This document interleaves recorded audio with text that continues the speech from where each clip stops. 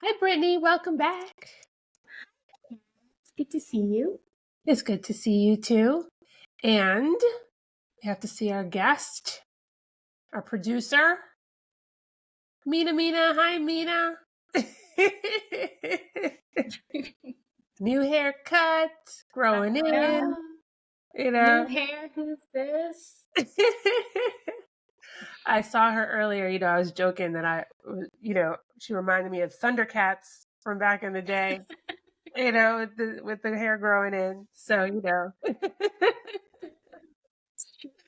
Now I feel like I need to watch an episode of a fine one. You have to. Absolutely. Absolutely. That's what we'll do after this, okay? Exactly. And the Thundercats fought chaos every Mm-hmm. single episode. And we're Yes, living in a world full of chaos right now. we are. We are. It is a quite the plot twist hmm in this latest season of America. But Some years from now, someone's going to write an episodic and they're going to have at least 7 or 8, maybe 13 seasons. This might be the yes. longest running, episodic television show ever by the time they start and finish. So Absolutely. I just hope that they portray us correctly, accurately. hopefully we'll make the cut.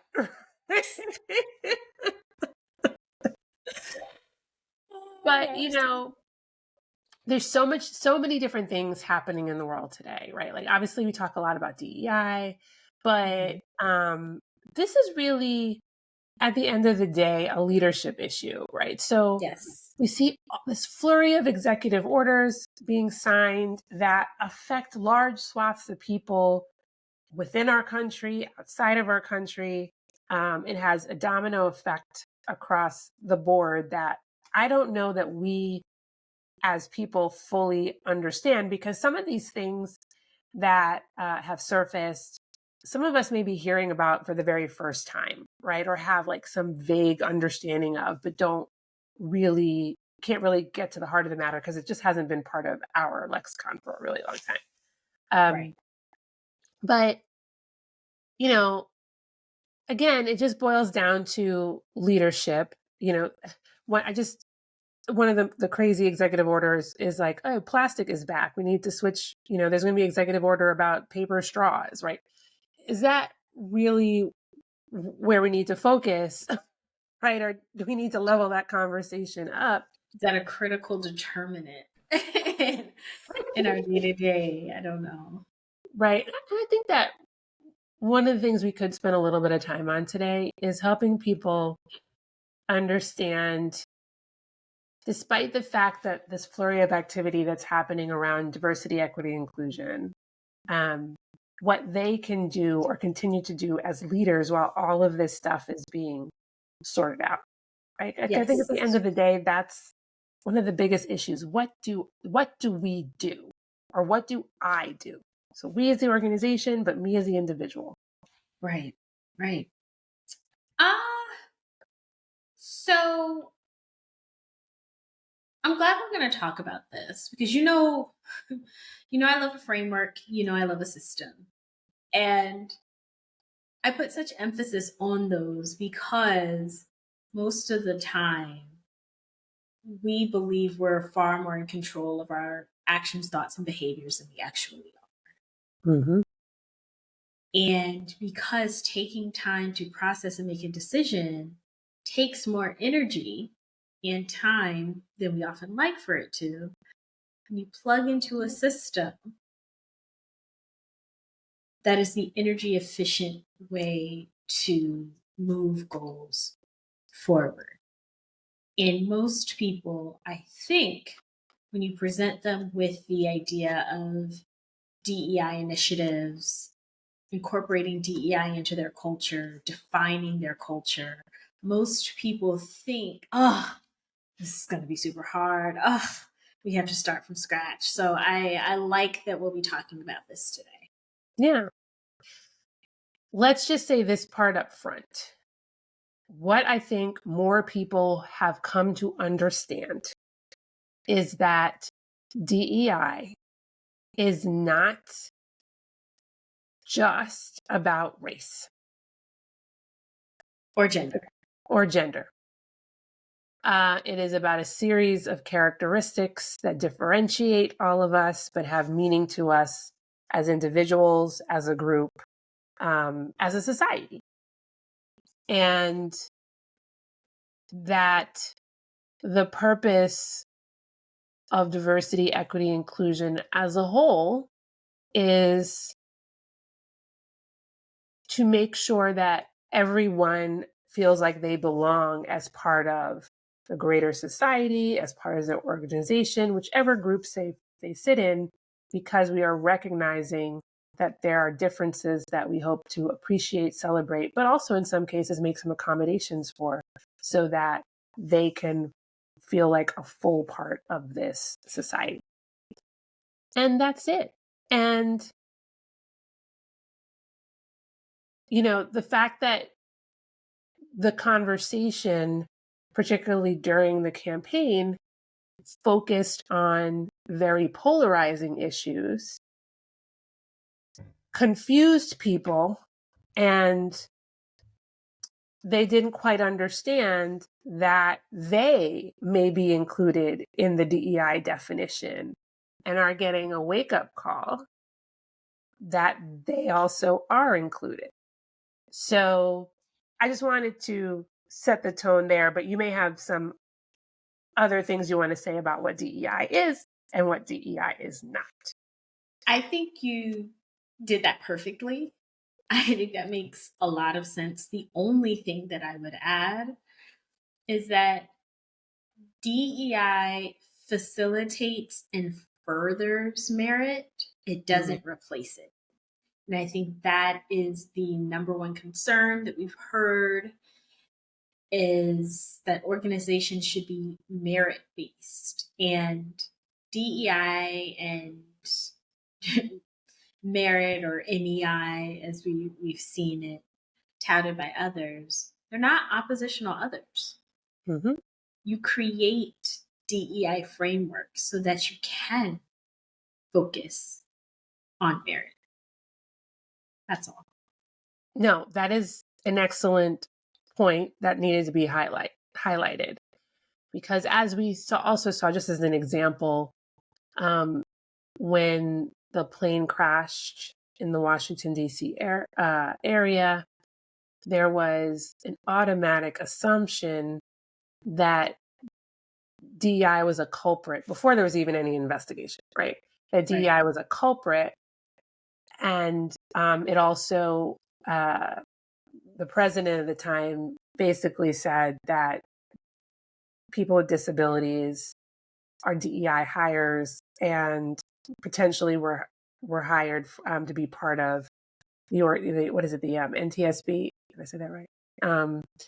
NTSB, and that was a factor in this crash, right? Which was incredibly irresponsible to say, and also offensive to say, because it leans on a trope that people with disabilities are less intelligent, right? Don't have the capability to be excellent in their work and don't deserve any merit, right? Like, because there's something wrong with them. And first of all, having a disability does not mean that anything's wrong with them. You just have different challenges that you have to face. And the definition of disability is pretty broad. So, like, what are we talking about? And it also ignored the fact that there are a series of merit-based steps to become part of the NTSB, right? Like, you just don't walk in off the street and be like, yeah, you know, I meet this characteristic, right? This DEI characteristic, and you should hire me, and I can just skip through all of your protocols. Like, that doesn't happen. As a matter of fact, those things might even be harder for you, especially if they weren't built in consideration of some of your differences. And the fact that you got through them anyway actually speaks volumes about your capabilities. Correct. I have to admit my own bias. And I think we were speaking when We heard about the crash. I heard the president's statements about DEI. And I immediately thought the pilots may look a particular way. And that was what caused the statement about DEI. And I was wrong. They all presented, right, and to be people that at least the president and his administration would, I believe,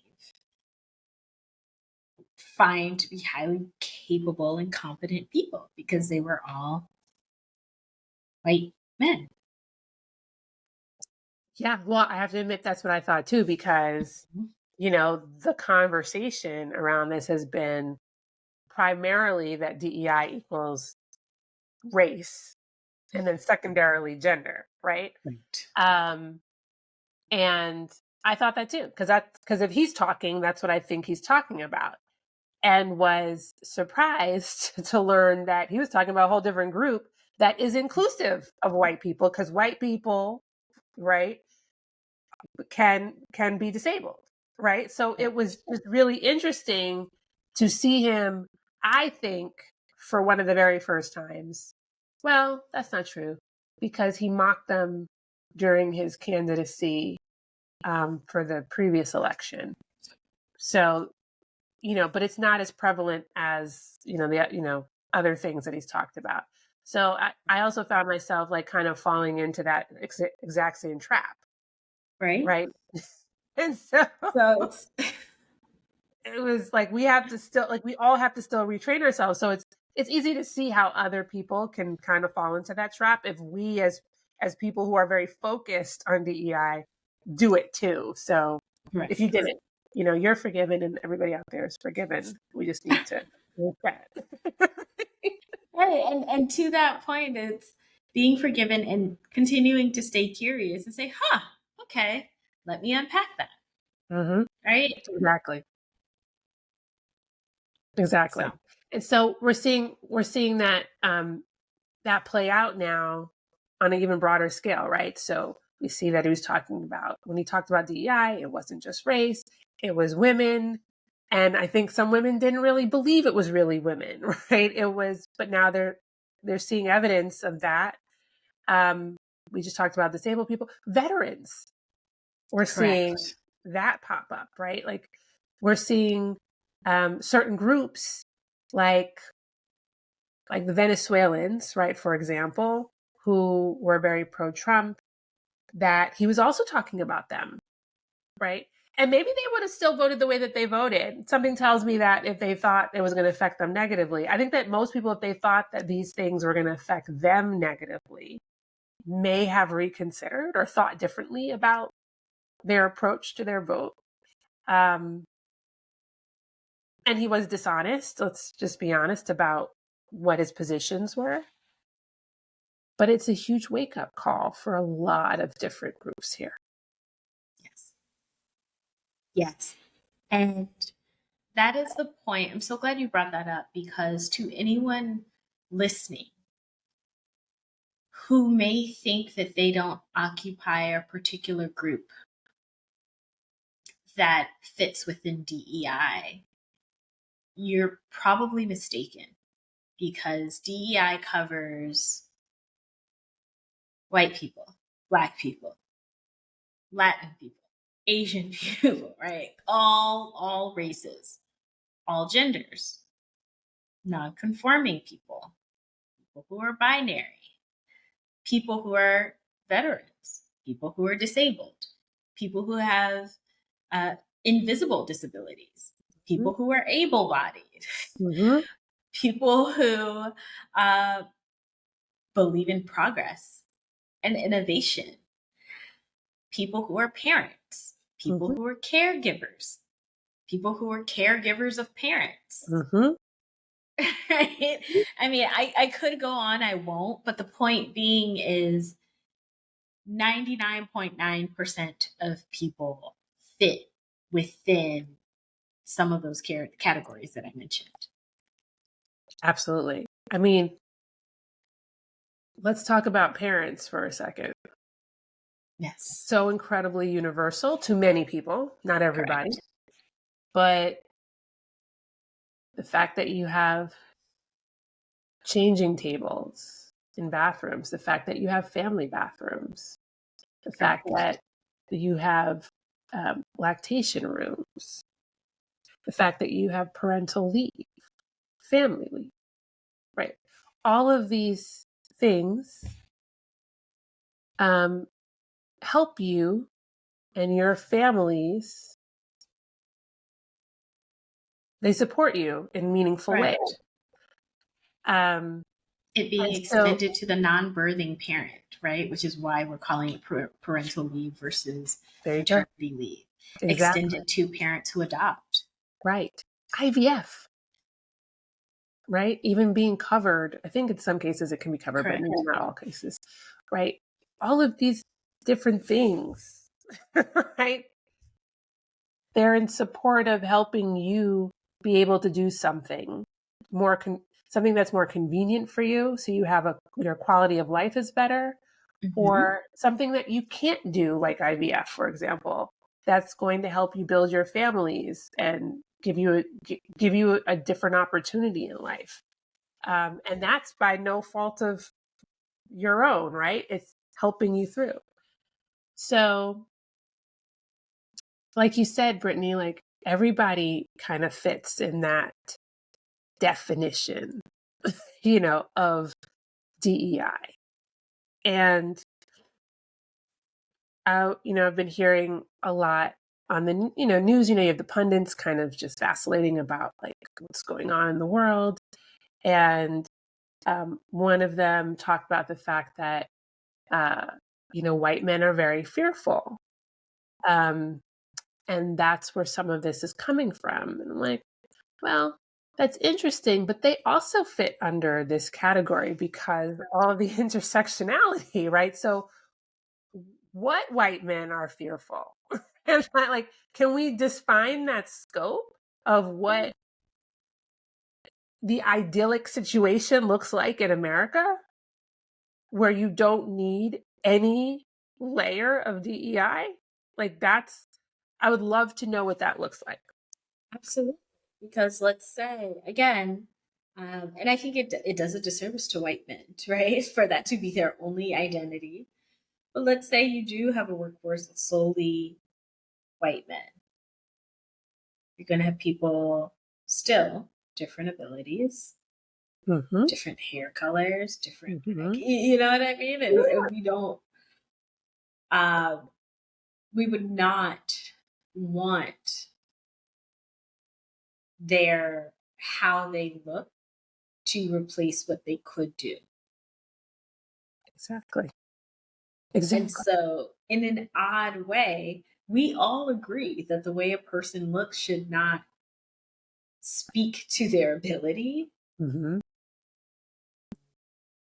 Some of us are just a bit more, I would say, forthright about that than others. Mm-hmm. Right. So, when we're talking about, so I kind of want to go back to these frameworks and these operating systems. Yep. I'll share 3 that I've worked with. I know that you are incredibly well versed and well studied in this as well. So I'd love to hear your perspective. And just really quickly, so I've worked with collective accountability frameworks, intervention based frameworks, and systemic change frameworks. Okay. So, for those who are unaware, collective accountability is exactly what it sounds like. So, if we take an organization, this particular framework would seek to make everyone within the organization responsible for advancing DEI. Mm-hmm. Whether you are a first year associate, whether you are in the C suite, whether you're somewhere in the middle, everyone is aware of and accountable to DEI within that organization. So I've said, trickle down economics may not work, but trickle down culture does, Yes. right? So that looks like your CEOs, like at a Costco or at a JP Morgan, saying, we're not getting rid of these these frameworks, these systems. We found them to be highly beneficial, highly lucrative, and we're going to continue. And that is echoed at every level, not only verbally, but through practice. Right. You have intervention based, and that's where you take notice, whether it's through recruitment, promotion, something happens where we say, we realize that we don't have any women in the C-suite. We realize that our marketing teams are not very diverse in their global experience. And develop models and systems to shift that. So from a recruitment piece, it could be, we realize that we've only recruited from 3 schools. Does this make sense? And should we expand our reach to see the types of talent that we may be missing out on? Right. Race and gender is not part of that conversation, right? No, I didn't hear it yet. Yeah. But that's what it is. And then finally, you have systemic change frameworks, which again, that's where, exactly as it sounds, you want to change the system as a whole. That's where you're looking at policies and procedures. You're looking at corporate governance. You're looking at maybe even, the opportunity to leverage legislation to advance this within your organization. So I'll pause there. Yeah, I mean, it feels very cyclical in my view, right? Like you kind of explained it linear, but it's just a circle. So it starts, like you just said, it starts with what the mandate is at the top, and then everybody understands the mandate and looks at their respective areas to figure out where they can make improvements. So that's the intervention piece. And then as you start to look at those and everybody's, identifying areas of opportunity to improve based on the mandate from the collective accountability structure, then you are putting in more permanent measures, systemic permanent measures, so that you're not doing one-offs. It just becomes part of the endless loop of productivity or accountability. So I think that's incredibly simple to think through, right? It's what people do for their like for other problems and situations, right? It's just about applying it to culture and how you want to represent your culture for your organization. And I think that's incredibly helpful to think about it in those terms. What do you think for anyone listening who says, yes, we want to keep DEI, or we want to keep an eye on DEI, focus on DEI within our organization? What do you think some of their biggest challenges are outside of legislative shifts? Because we know for nonprofits that can be an issue. Any organization that's receiving any sort of federal funding, that could be an issue. But just within the organization, within, let's say, having conversation with key stakeholders. So I had this conversation the other day, actually, and we were still talking about marketing. And, one of the comments that I made was, I actually don't think whether you call it DEI or not, because that's a different conversation, anything actually changes for marketers. Because at the end of the day, a marketer's job is to know their customer, but also assist in growing the business. If your business requires more customers, right, then I don't think any business is in the business of saying, we don't want this particular customer based on their physical characteristics, for example. Unless they make clothes for people that are 5'2" and under, petite clothes only, right? For example, right? But they're not in that business. They're in the business of understanding what motivates people to purchase their product, what problem they're trying to solve for certain personas, right? But it's not typically based on some physical characteristic, with some exception, don't get me wrong.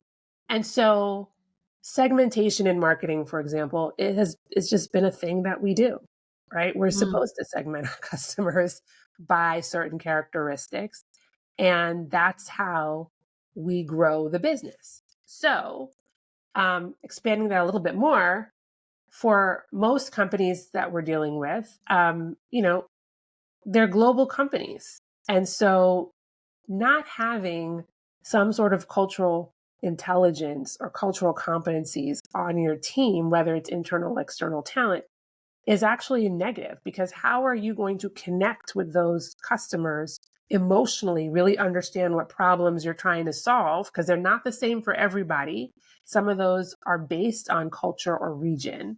How are you going to tap into that if you don't build those competencies on your team? Even if you are a US company, you are still dealing with various different cultures. The United States is a melting pot, right? And you still have to tap into those. So understanding your customers' preferences is your job, right? And putting out, from a marketing perspective, putting out content of whatever type. I think most of marketing is a ton of content of whatever type, is about appealing to that persona in a very specific way. And we also know personalization is a key driver of engagement. And so how do you personalize that content in a meaningful way? So I don't actually think it changes that much with that in that respect. You zero out a little bit more from a leadership perspective, right? I think your biggest challenge is, how do you communicate that nothing's changed, although some things have changed, in a way that doesn't look like, and these are for people who want to do DEI, it doesn't look like you are backing out of your goal for inclusion and belonging. Because I think all businesses understand that at least at the very least, the people that work there need to be connected to you in some way in order for them to be productive and be innovative. So how you do that within this new world order can be tricky if you don't have the support from your, board of directors, or if you're just responding to external pressures. Because we see some companies scrubbing some pieces of information from their website, but does that necessarily mean they've given up on all of DEI? Well, that remains to be seen. So I think that's a big challenge, is the communication piece, which is always a challenge. Like, communication is, like, I think one of the biggest challenges in every single corporation ever, because you can never find the right way to say the right thing to every single person. Yeah. So I think that's it. And the other part too is just, and we talked about this before, it's like standing on your own business. Like, ultimately how to run your business and what's good for your business. And if you, for some reason, feel like people not feeling included, like you want to run a, one size fits all factory for your business, like you think that makes sense for you, well, go ahead. You have actually the right to do that. And it may be successful for you, but in many other companies, it's not going to be. What do you think the challenges are? I think first, I think that was perfectly stated, and I'm just like, yes, this is the crux of it. This is what makes sense. Have you can't be create this personalized experience that people relate to while also trying to deny what makes it personal to them. That is a very succinct way of saying thank you. um, I would say, especially as it pertains to uh, leaders, is there's a certain level of candor that is going to be required to maintain and deepen the trust between leadership and teams. There have been people who are emailing their resumes to leadership, Mm-hmm. to say, I am not a DEI hire. Mm-hmm. And that's the wrong approach as I see it. Because that person's doing it because they're afraid, right? They're afraid, or they don't like what could happen to them. Right. And the way that I would look at it is that should not ever be an issue. The fact that you were hired is demonstrative of leadership's belief in your ability. But there should be proactive communications and ongoing communications from leadership about what DEI means, the value that it brings to the organization, and tying it directly back to business goals. I agree. How does creating ERGs, for example, Mm-hmm. further our business goals? How does expanding into global markets further our business goals? And how can we more authentically show up for these markets, both existing and the markets that we have our eyes on? We have to do that through repeated practice. Mm-hmm. And we have to do that. People have to be able to trust that their experience of the brand will be comparable to the experience that other people have had. To your point, that they can see themselves reflected in it, that they can get what they believe they need. Yeah. From from the organization. So that doesn't happen if the organization isn't communicating internally. The team should not be surprised by any marketing pushes or any of the headlines Mm-hmm. that we've been bombarded with over the 6 weeks. No one should be surprised by that. I mean, I agree with you. I think one of the things that has been a challenge is the measuring of those DEI goals and laddering them up. And with organizations pulling those roles, that's going to be even more of a challenge. Correct. And, you can't, it's hard to keep something and justify something when you haven't been able to measure it. And that's been tricky, but also at the same time, a lot of these organizations, not that many of them weren't thinking about it before, right? But since 2020, it just kind of really surfaced in a way where they also had to report on it, right? And so they really only had a short time to try to figure out how to measure it in a way that made sense for the business or laddered up to some of these external benchmark reports and things of that nature. So in their defense, in some of the companies' defenses, that they haven't had enough time to do it. Those that could rally some resources around it have been able to prove that it has a benefit on their organization in a very meaningful way, or they folded it into their they didn't separate it out. It's just part of their DNA. And so they lean into their DNA. And so you're right. So those people are not concerned or about it. And I think that because it has been this carve out that has created this opportunity for dismantling it. Yeah. And also people didn't fully understand it. Right. Because I mean, we're literally still teaching people what the acronym means. Right. Correct. And because we turn it into an acronym, the weight of it becomes lighter. Right. So there's all sorts of things. And easier to subvert. Right. Absolutely. And I would love for you to kind of to just emphasize the point about benchmarking, because again, I'm not a quant, right? Numbers are important and they tell a story, but you still need context around that story. Mm-hmm. Right? So if you take a snapshot of the demographics within your organization, that tells a particular story. There's so much behind that, right? So you have quantitative focus.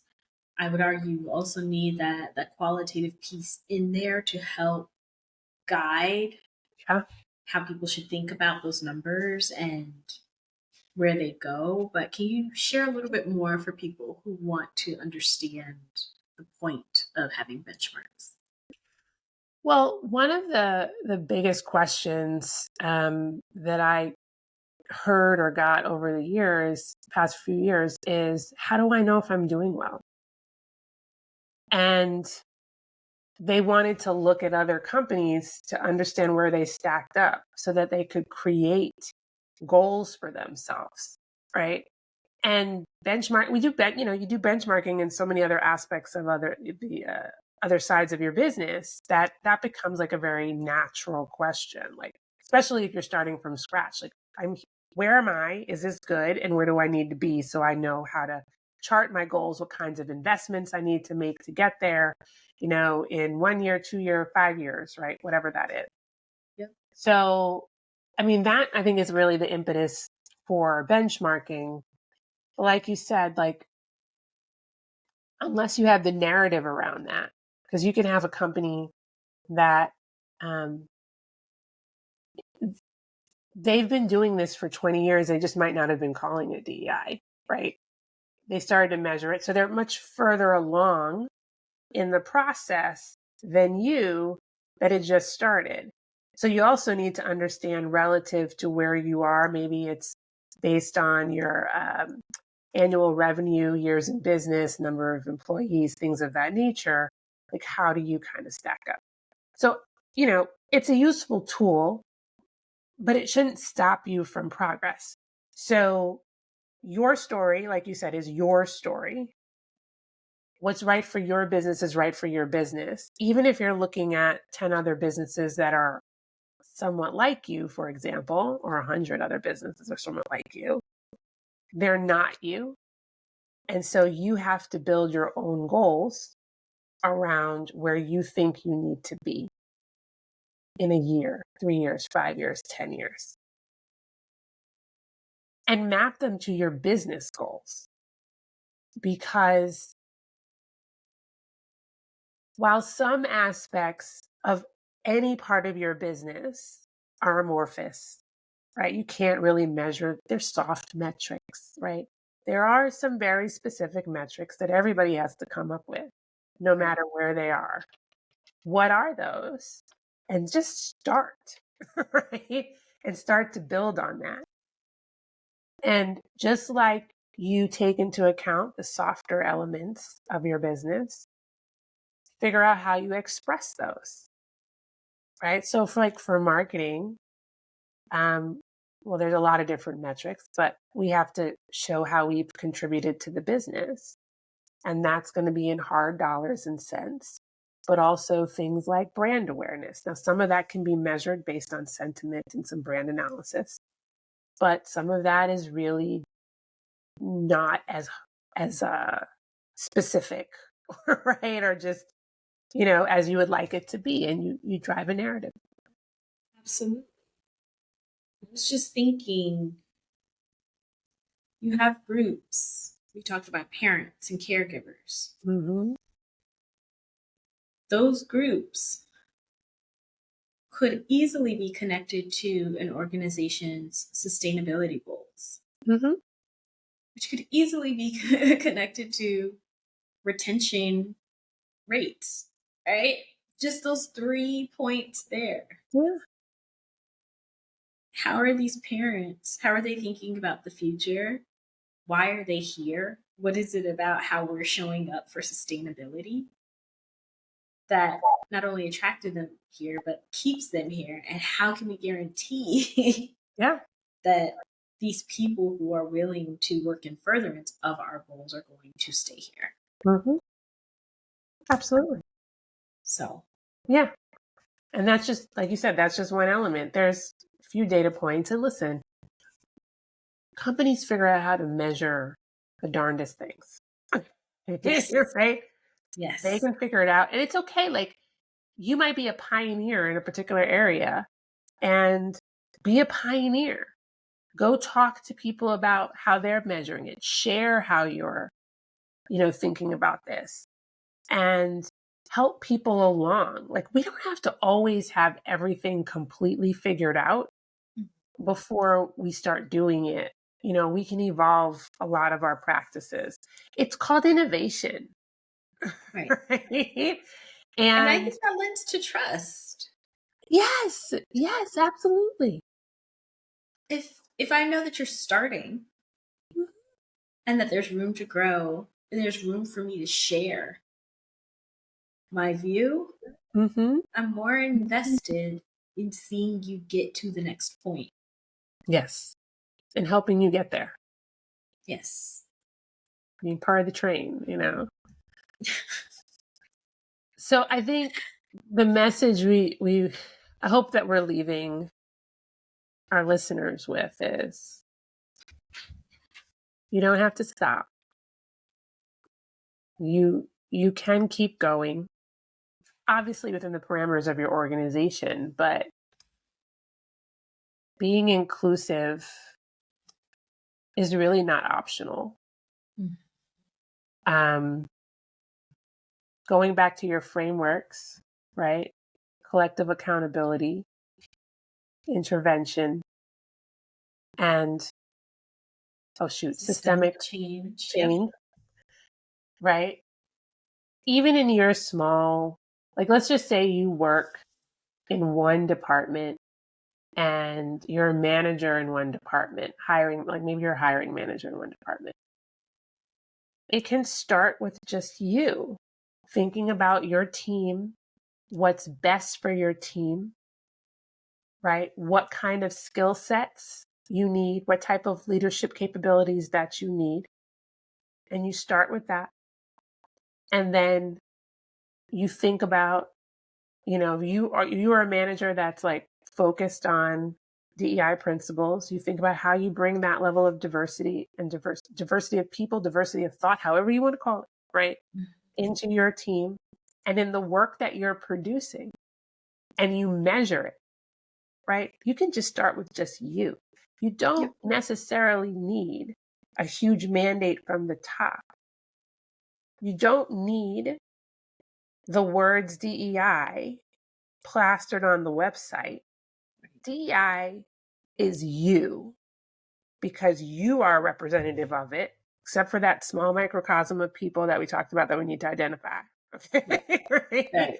You are a product of it, and you need to extend that grace to other people. That's what I think. Mic drop. Not going anywhere. So we will see what the world brings us this week. I know. But the listeners had their marching orders. Yes, you have homework. I'm sure you didn't think that you would, but you do. Yeah. So drop in the comments what you did for your homework. Yes, absolutely. Until next time. Bye. Bye, Mina.